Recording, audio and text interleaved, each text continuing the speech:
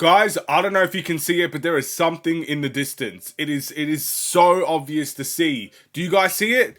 It's the panic button, ladies and gentlemen. I think Bulls fans should be rushing to the panic button and spamming that thing because the Bulls season is already over. I'm just kidding. It's only game one, ladies and gentlemen. What's going on, everybody? My name is Aiden and welcome back to another video. Ladies and gentlemen, it is the Chicago Bulls and the Orleans Pelicans game reaction. Game one of the NBA season has come to an end and it has not gone in the Chicago Bulls' favor. A mixed bag, I would say. A first half that had a lot of promise and a second half that left a lot to be desired, but the Bulls ended up falling short in this game, and we need to discuss what went wrong and ultimately the concerns that comes with this type of game. But before we get any further, if you liked the video and you want to see more from me, drop a like, drop a follow, and or subscribe if you are new. And let me know in the comments below your thoughts about these Chicago Bulls and whether or not you are pressing the panic button. Who's your player of the game, and ultimately what's to come for the Chicago Bulls in game 2 and game 3 and stuff of that nature. So, look, guys, we should have been pressing the panic button right now. It was just a joke, but we did lose this game 123 to 111.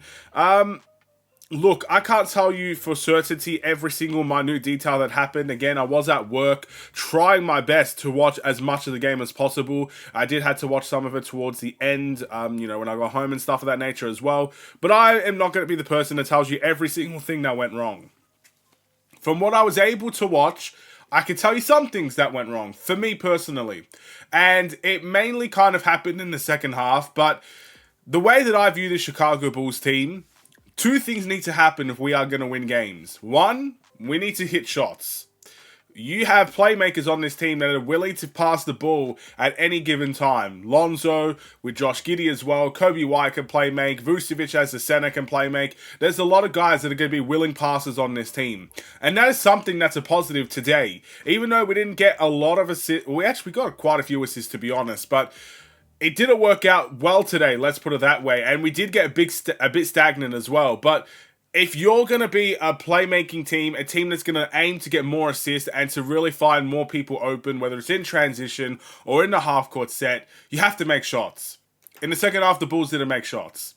We really sucked from the three-point line. We really sucked in general. Our half-court offense was so bad. And we're talking about passing the ball. We got a bunch of turnovers in the second half as well. It just wasn't a joy to watch from that perspective. So number one, you have to hit shots. We didn't do that in the second half. And that's ultimately where the game kind of was lost for the Bulls. The second thing, you got to play defense.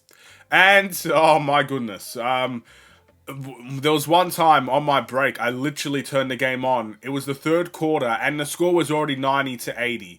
You can kind of see where the game was going to go. Both teams just didn't want to play defense today. And for the Bulls, it has to happen. Because we weren't as consistent as the New Orleans Pelicans on the offensive end. We didn't have Brandon Ingram that dropped 33 points. We didn't have...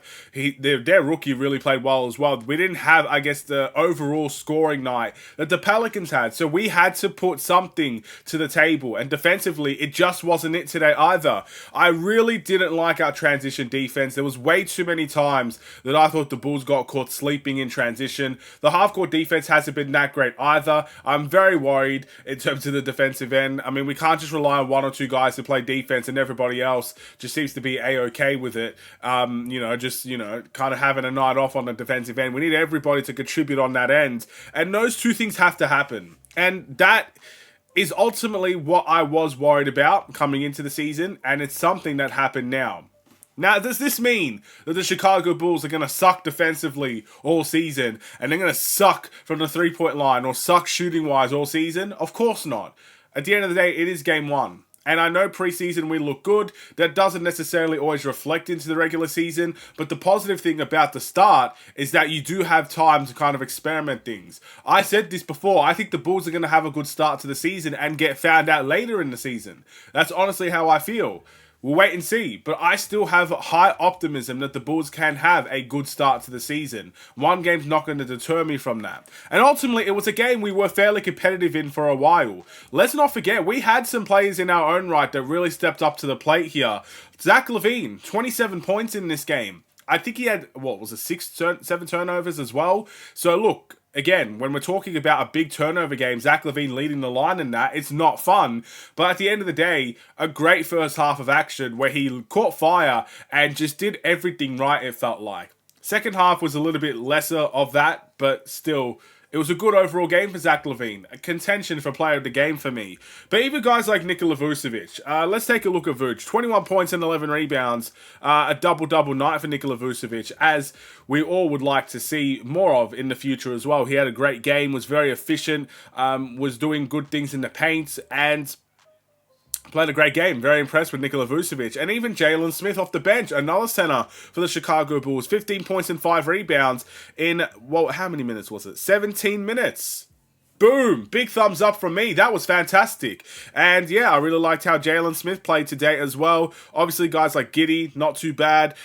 We got guys like Ayo with 8 points, not too bad. With 25 minutes, I expect a bit more from that. So overall, even Kobe White, 10 points, 6 assists, 8 rebounds. Look, obviously we need more scoring from Kobe White, but everywhere else, it wasn't too bad either.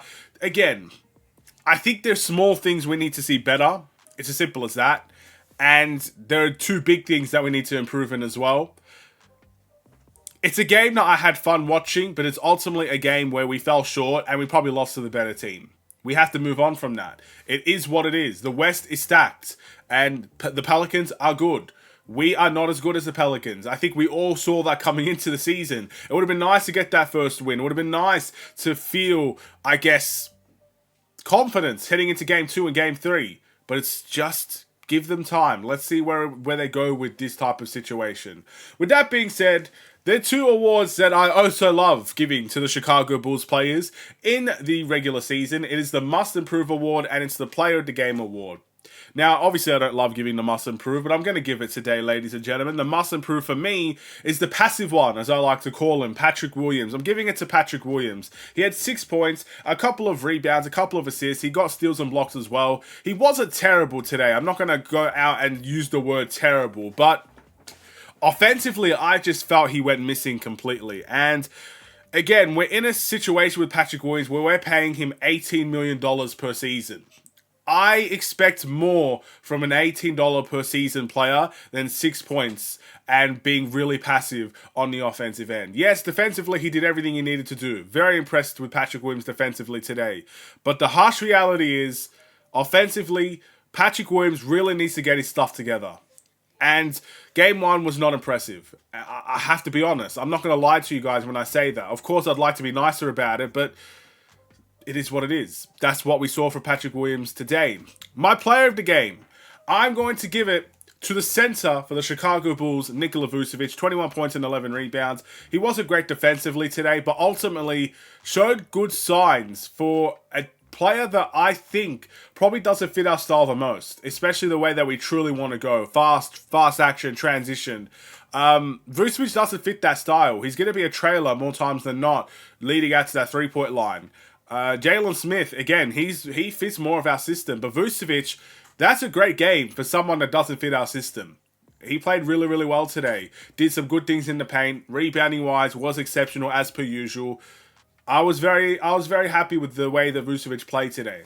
The Bulls fall to 0-1. Again, no panic button needs to be pressed right now, ladies and gentlemen. Let's all take a step back and focus on the next one. Now, what is our next one? I don't even know our own schedule. That's for a Bulls fan, I need to be better there. But our next game will be, let's quickly take a look. It's going to be against the Bucks. And yeah, ultimately, that should be quite an interesting one as well. The Bucks are a team, we did play them in preseason, yes, and we lost to them in preseason as well. So that's no fun. A team with Giannis, a team with Dame, a team with Middleton. I think Middleton is playing. I'm not sure. I'm not sure what their lineup is going to look like. But ultimately, that will be a tough game as well. And we're just going to have to take it on head on.